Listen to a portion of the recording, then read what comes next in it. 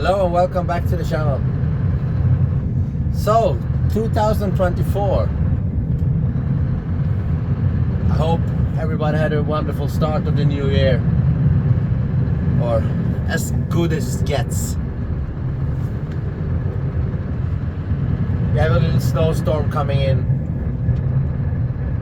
I have been out and plowed for about 1 hour. So it's actually the first round this year, and that's what I want to talk about.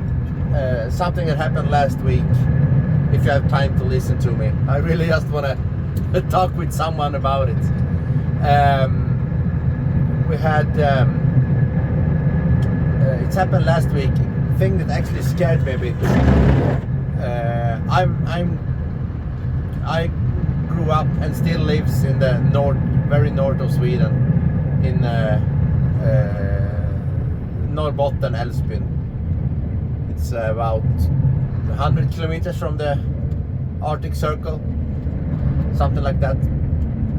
And we have cold winters. We always have had. And last week, I think it started on Sunday last week. They started to pop up on the weather forecasts extremely cold numbers, like 48, 49 degrees, below freezing Celsius. And I think 40 degrees Celsius is the same in Fahrenheit. I think minus 40 degrees is minus 40 in Fahrenheit also. So below 40, both Celsius and Fahrenheit. Almost 50 degrees. And we laughed it off, like, no, not a chance in hell. There must be something wrong. And then on Monday morning, we had about minus 25, I think, 27 degrees. I'm gonna talk in Celsius. You have to. I live in a Celsius country, so 40 is 40 in both. But I'm gonna talk about in Celsius in this video, so you have to translate if you want to know. But we had 25, and I think, okay, 25. It's cold, but it's a normal for the beginning of January.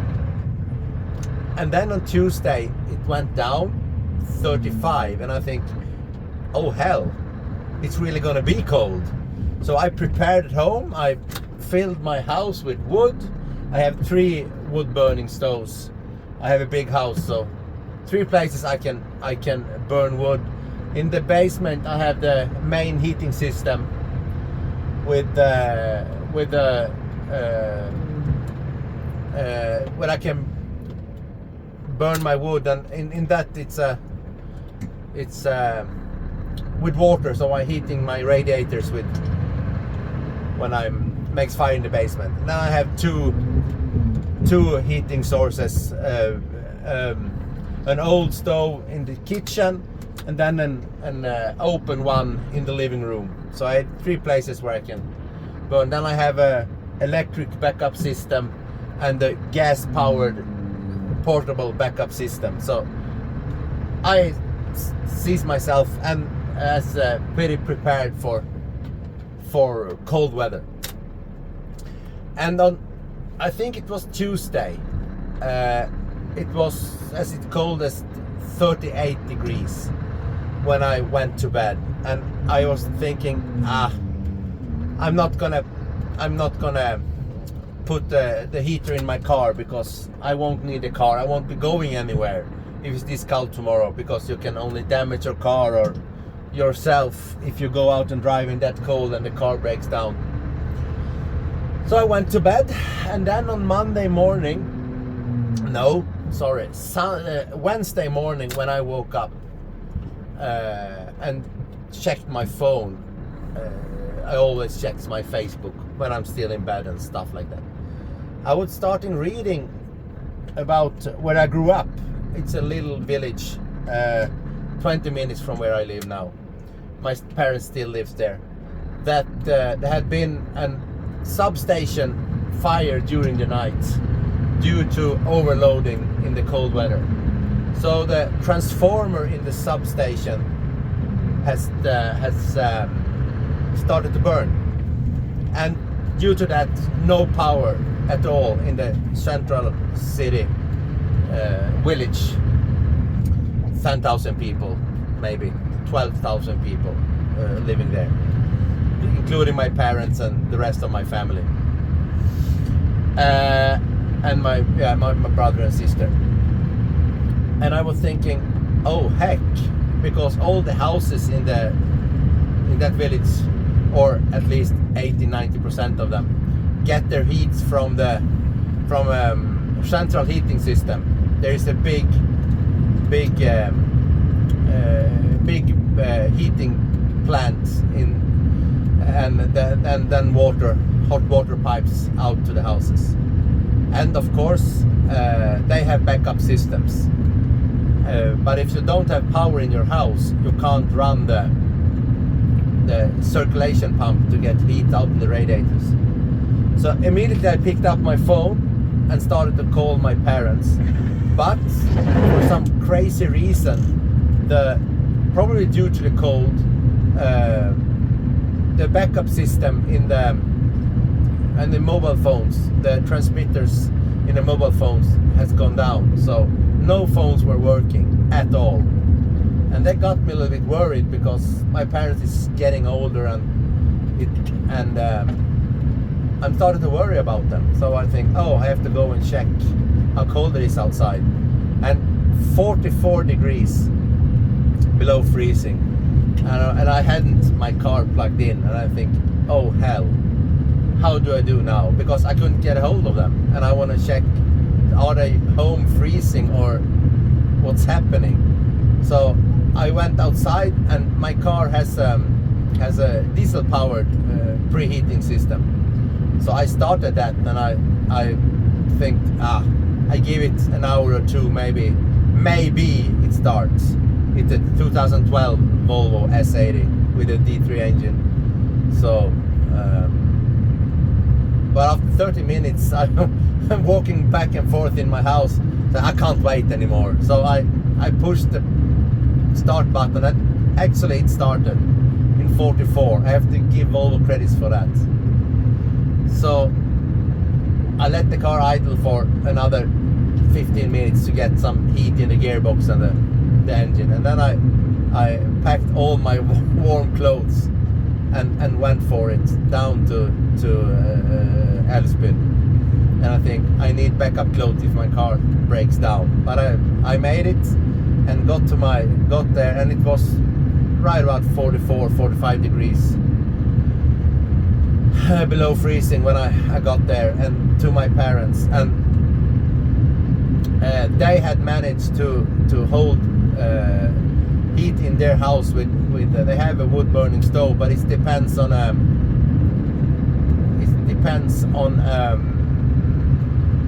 fan to spread the heat around the house. But they had a small backup generator to power that. So I fixed the cables, then go connect and get the circulation pump from the central heating system working. So we raised the heat in that house. And then I actually spent the next 3 hours driving around in the village, visiting friends and older people I knew, and was checking up on them. And there were people, not that I know, but my brother did the same thing. And he went to pick up older gentleman who only had 3 degrees in his house. And I think it was a lot of houses that they couldn't hold the heat in the house, so it's actually froze, and the water pipe blew, and they had water damage and stuff like that. And that's what I want to talk about. New houses doesn't have this backup heating systems. They have their main heating system, and if that breaks down, if you lose your power, you have no backup heating, no wood burning stoves, and and stuff like that. And if you have a modern heating system, maybe it's not enough with a 2 kilowatts power backup power generator. So I don't know. They had no power for 12 hours, and in 44 degrees it gets cold. It actually gets cold. Then I called another friend in Norway because his mom lives alone. So I said, you have to call your mom and check this, that she's okay. And she was. She wasn't even at home. So everything was good with everybody I knew, but but it gets that cold. It's actually quite scary when you can't get a hold of your relatives and something like that happens. I think on Wednesday night, or it was Thursday morning, the temperature sank, not where I live, but 1.5 hours away from where I live. The temperature dropped to mind-boggling minus 52 degrees Celsius. And it's the lowest recorded temperature since 1946, I believe. Absolutely insane. So if you think you are prepared, check. I have a backup generator to run my so I can run my wood burning stove in the basement, and I have gas backup heating, and I have 2 wood burning stoves. So I think I'm prepared for if something like that happens. But if you're not, yeah, it gets cold fast. And I know houses that completely froze, and now they have a water damage in the house or in the basement, or the whole house have to be fixed. So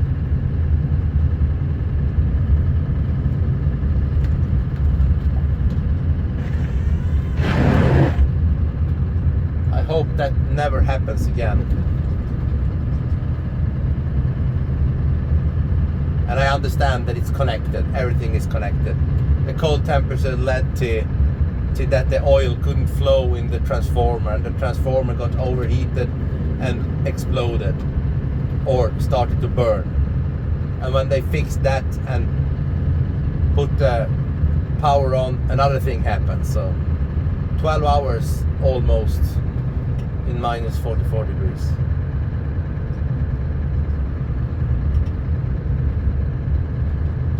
And I know there are people further north that is used to these temperatures. And yes, if it's normal, your house is built for it. If you have it every winter. We haven't had this cold since 1998. And the coldest recorded outside Arvidsjaur since 1946. So. And modern houses, as I said, isn't prepared for that.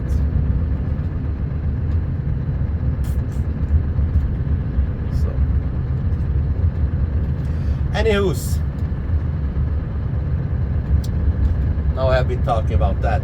I hope you're still with me.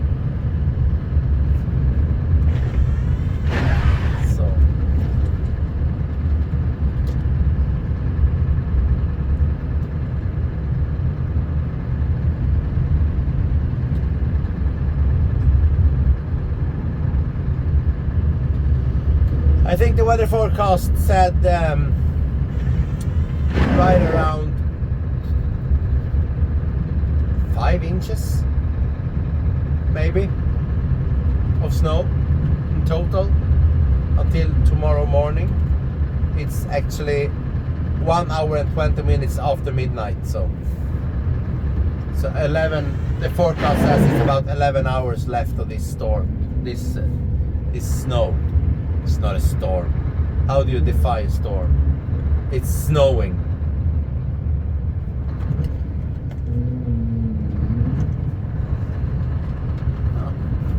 crossing was nice. I wonder who made that. Oh wait, it was me.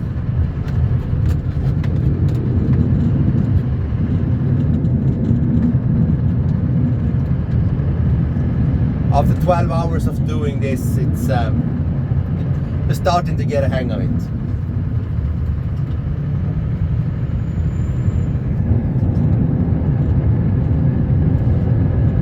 But you know what? Now that I've been talking to you, I forgot about I was supposed to go Kalamark from the other direction today. Apparently I didn't do it, so we have to go it the normal way. When it's a little bit more snow, I prefer to go from that side where I turned around when I was talking about the cold weather. It's not as steep. When I'm going from this direction I have to do now, it's much steeper. And that hill has beat me in the foot more than 2 times. More than 5 also. From sliding backwards to not get up at all. But only tow truck bad 1 time. So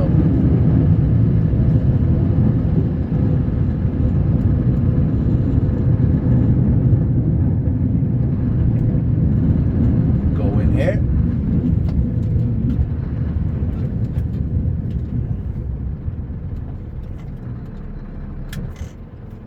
Reverse. Lift the close up. Clean this crossing as well. And I know and I understand why there is dividers in the middle of the road, but when you're plowing, you started to hate them because they are really in the way when you're cleaning the crossing. You can't clean it properly with the signs in the middle of the road.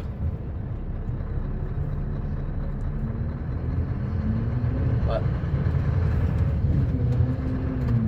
try my best. So a little bit and then back.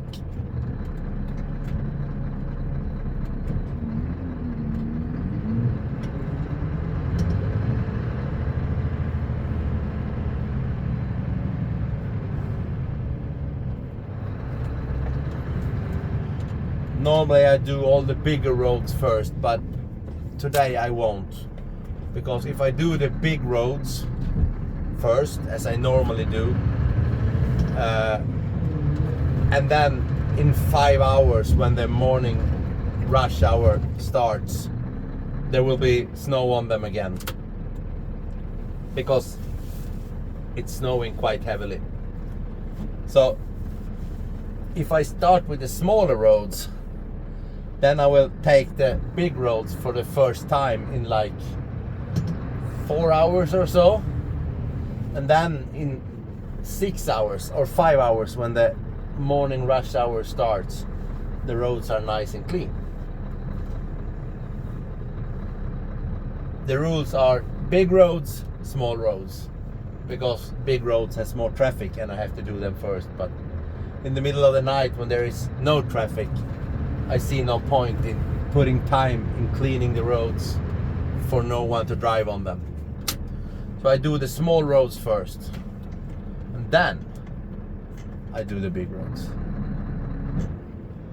And if someone that has something to say, wanna complain, please do. This is my system, so.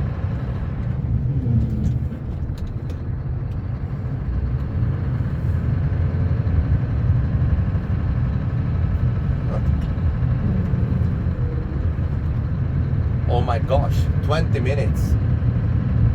I think we're ending here, as you will get sick of my voice. Take care everybody and keep warm in the winter. So I can hear from you again. Maybe we do a live tomorrow when it's daytime. We'll see. Have a good one. See you in the next one.